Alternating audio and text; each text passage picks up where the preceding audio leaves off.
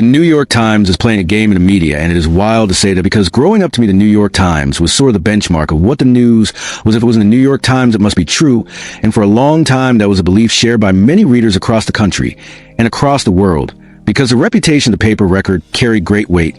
But as time has gone on, we have learned that no media outlet is without error, and sometimes outlets get things wrong, and sometimes they even get things outright false. Yet the structure of our legal system creates a very high bar that must be crossed before anyone can succeed in suing a journalist or a news outlet. And that high bar exists for good reason, because the worst thing that can happen in a society that values democracy and openness is the suppression of freedom of speech and freedom of the press. And so the law has been designed to protect reporting, even when the reporting contains errors so long as it is not malicious or reckless in disregard of the truth. In a case that has drawn so much attention between Justin Baldoni and the New York Times, the matter centers on the fact that the Times reported on a CRD document that Blake Lively filed in the state of California.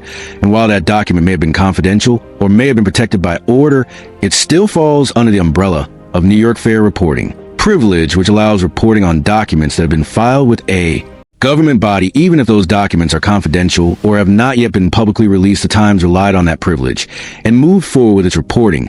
And it is that reporting which Baldoni challenged through litigation. The legal team for Baldoni sought to hold the New York Times accountable, arguing that by reporting on confidential information, the Times had crossed a line, but the Times responded with the protections afforded to it under fair reporting privilege and under the laws that defend free speech and the free press. What makes this particularly important is that the Times then asked the judge for a final judgment, because if the court issues a final judgment, Baldoni can appeal, and if he appeals, then discovery can start and evidence can be pursued and the case can progress.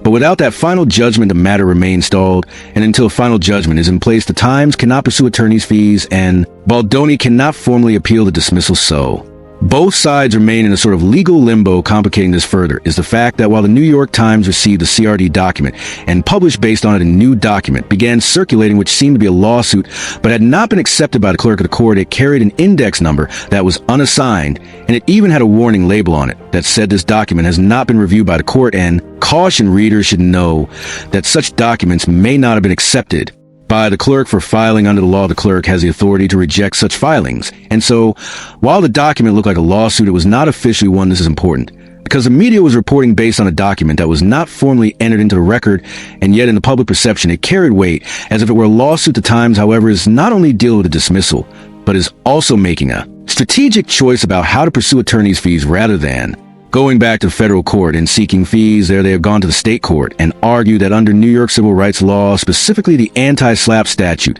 they are entitled to attorney's fees because Baldoni commenced a lawsuit without substantial basis in fact and law. The anti-SLAPP law requires that in cases involving public petition and participation, if the defendant prevails, then that defendant is entitled to recover damages, including attorney's fees and cost. The Times argues that the lawsuit filed by Baldoni was just such a case because it was based on a news article published in a public forum concerning a matter of public interest, and because the court already dismissed on the grounds that there was no actual malice and that the reporting was protected by fair report privilege. The district court opinion made clear that the plaintiffs did not plausibly plead malice and that the other claims like false light and breach of implied contract were meritless.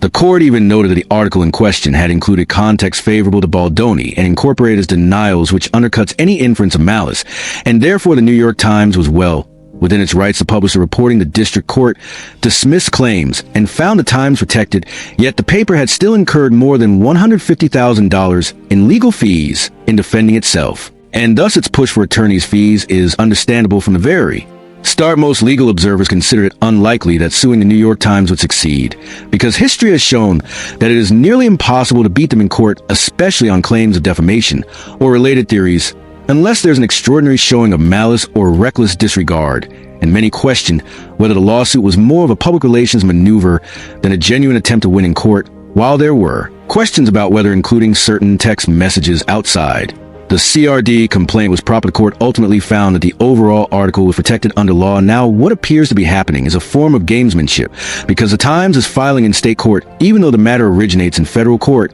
Since the case began, they're under federal jurisdiction. If the Times pursues fees in state court, the matter can simply be removed back to federal court and assigned to Judge Lyman, who has already demonstrated reluctance to award attorney's fees under the anti-SLAPP statute, and therefore this attempt by the Times might not achieve its desired outcome, and instead may backfire in most litigation once a case is dismissed. The prevailing party files for attorney's fees within a short window, often 2 weeks, or sometimes after a final judgment has been entered. But by choosing to go to state court, the Times is signaling that it may fear losing in federal court and is seeking a more favorable forum, essentially forum shopping for a better outcome. But forum shopping can be risky, because courts are quick to spot it, and opposing counsel can seek removal back to the original federal venue. And if that happens, the Times is back before Judge Lyman, who historically avoids awarding attorneys' fees unless a case is truly egregious. This ties into the broader history of New York anti-SLAPP law, which was revised in 2020. And since then, judges have been split on how it should apply. In federal courts, some judges allow fee shifting and others do not, so each case becomes something of a gamble depending on the judge assigned. Some judges will grant attorney's fees readily, others will avoid it entirely. The discretion rests with the judge, and Lyman is a judge who seems to prefer resolving cases through dismissal on substantive grounds like fair report privilege or lack of malice, rather than entering into the thorny territory of anti-SLAPP fees. That may explain the Times' attempt to go to state court, but it remains a risky, premature strategy, and if removed back to federal court, it will likely end with another rejection of their fee request. And ultimately, the strategy could waste time and resources and still fail to deliver the fees the Times seeks. And when one considers that the legal fees themselves were already substantial, this secondary litigation strategy might only increase the total expense without delivering relief. At the heart of this entire controversy is the principle of freedom of the press and the notion that news outlets must be free to report on matters of public concern, even if the subjects of those reports disagree with how they are portrayed. The law requires a showing of malice or reckless disregard before liability can be imposed. And in this case, the court concluded there was no such malice. It concluded that the article included balancing information and that the New York Times had acted within the boundaries of lawful reporting. So the lawsuit failed, and as it stands, it will remain dismissed unless an appeals court later finds otherwise. The attempt to seek attorney's fees is now the lingering issue, but it illustrates a challenge to news organizations even when they win, because defending against lawsuits costs money and time and effort. And while anti-SLAPP laws were designed to deter frivolous suits and to compensate prevailing defendants, they are not always applied consistently, especially in the federal system.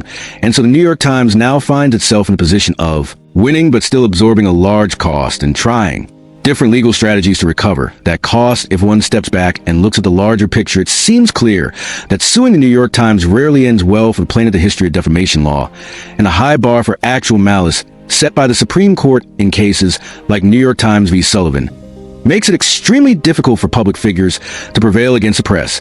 And while that may frustrate some who feel wronged by media coverage, it is considered an essential safeguard for democratic society, because if the press could be easily sued for errors or for reporting on documents filed with government bodies, the chilling effect on journalism would be devastating. Therefore, even if one thinks that certain aspects of the Times reporting were sloppy or aggressive, it still does not rise to the level of malice. And so the courts reject a claim, and once rejected, it becomes difficult to justify further litigation over fees, and the strategy of forum shopping the state court seems questionable and may well fail in the end. What remains is the lesson that the legal system strongly favors protection of free press, even at the expense of individuals who may feel aggrieved by its coverage, and that freedom is upheld precisely so that journalists are not deterred from covering sensitive matters of public interest. In summary, the Baldoni case against the New York Times shows once again how hard it is to sue a major news organization, how protected the courts are of reporting done under fair report privilege, and how the anti-SLAPP framework, though designed to help defendants, is unevenly applied and creates uncertainty about the recovery of legal fees. The decision of the Times to seek relief in state court may be bold, but it may also be futile, because federal courts have ultimate jurisdiction, and judges like Lyman are cautious about granting fees unless absolutely compelled. In the end, this case underscores the power of freedom of speech, the challenges of suing the press, and the complexities of anti-SLAPP laws and modern litigation. This expanded discussion of the Baldoni and New York Times litigation provides context analysis and detailed commentary, and shows that even as the Times defends its rights, it also faces the cost of doing so, and the strategies it employs to recover those costs may not succeed, but they reveal the ongoing tension between plaintiffs who want to challenge the press and a legal system that prioritizes press freedom above almost all other considerations. And as long as that balance holds, it will remain nearly impossible to beat the New York Times in court, no matter the strategy pursued.